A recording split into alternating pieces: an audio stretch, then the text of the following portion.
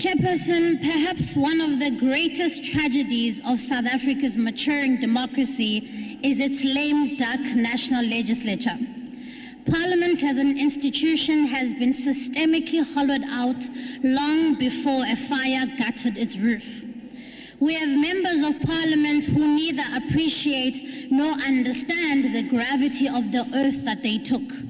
For decades, Parliament has effectively failed to truly represent the people of South Africa who have sent us here.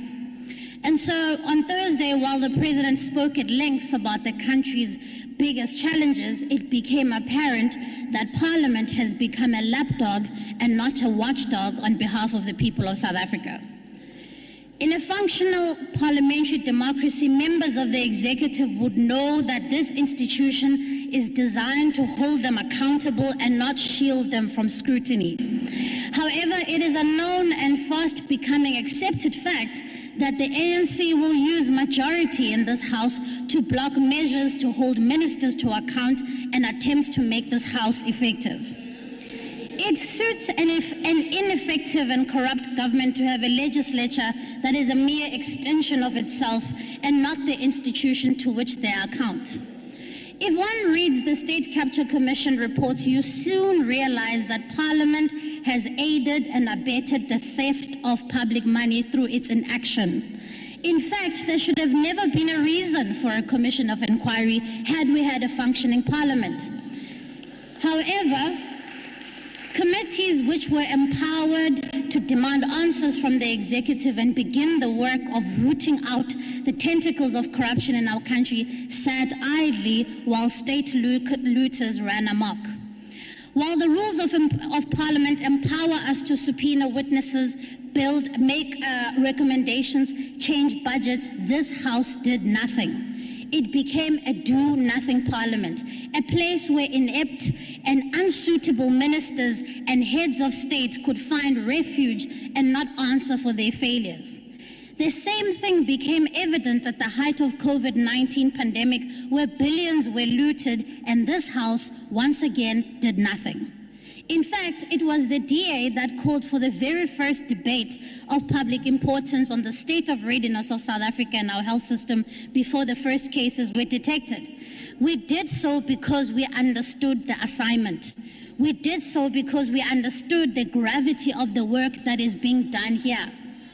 While in the throes of the worst pandemic in recent history, key members of the ANC saw it as an opportunity to steal and rob us blind, many of who sit here today expecting to be called honorable members when in fact there's very little honorable about them. When the former Minister of Health, Dr. Mkhize, was allegedly part of the 150 million rand cash heist meant for the people of South Africa, we made calls to summon him before the Health Committee, and those efforts were blocked by ANC members of Parliament. The National Legislature's role is not only to consider reports on the theft of public money, but we have to in fact use the mechanisms available to us to prevent corruption from happening. In a country that has one of the highest unemployment rates, where 7 out of 10 young people are unemployed and cannot find work, this House should be doing better. It is telling to us that Parliament has never once amended or sent back a budget. Malunga eParlamente umsebenzi wethu ukuthini xa singenoqinisekisa into yoba imithetho exalushwa apha yaseMzantsi Afrika ixhasa abo basonyuleyo. Kutheni singenokwazi ubeka ezepolitiki bucala xa kumele sisebenzele abantu beli? Ingaba la malunga aseParlamente azilibele na uba bazothini okanye bazokwenza ntoni na apha? Ukuba benizimisele ukusebenzela abantu beli ngeba zange kwabiwa imali ngendlela eyabiwa ngayo under state capture okanye COVID corruption. But it does not have to be this way. It truly does not have to be this way. We can revive the powers of this House. There are only 4 things that Parliament is empowered to do. The one is to elect a president. It is to pass legislation. It is to hold the executive to account and become a platform for public debate. This House continues to fail on most of these things because of the ANC.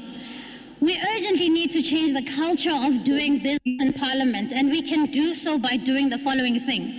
We can begin to get back to work and get back to work in earnest. If we expect South Africans to go back to work, we must go back to work. We need to uphold the doctrine of separation of powers. Members of Parliament are not elected to be relegated praise singers for members of the executive. We are a legislative arm and we must act like it. Parliamentary questions are not an exercise in mindless verbosity by some members of the executive. We must pose questions that are uncomfortable without the ANC pledging their support put to Luthuli House by shielding ministers to account.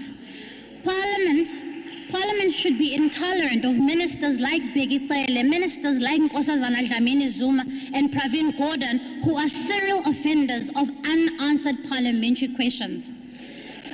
This House, honourable members, is not a place of comfort where your mediocrity can find a home. Committees and Parliament should be the engine room for passing quality legislation and demanding more from ministers. We should follow international best practice and elect opposition chairpersons.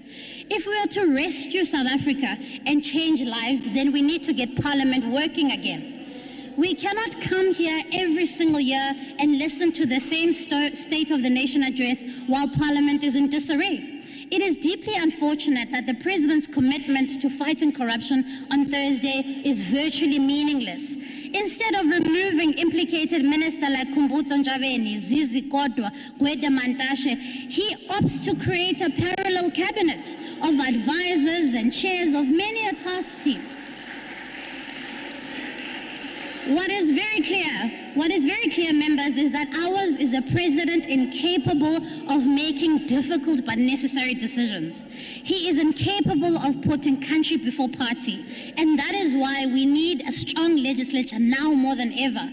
While the compromise will be accepted and promoted under the Ramaphosa administration, that kind of behavior cannot be tolerated in this House.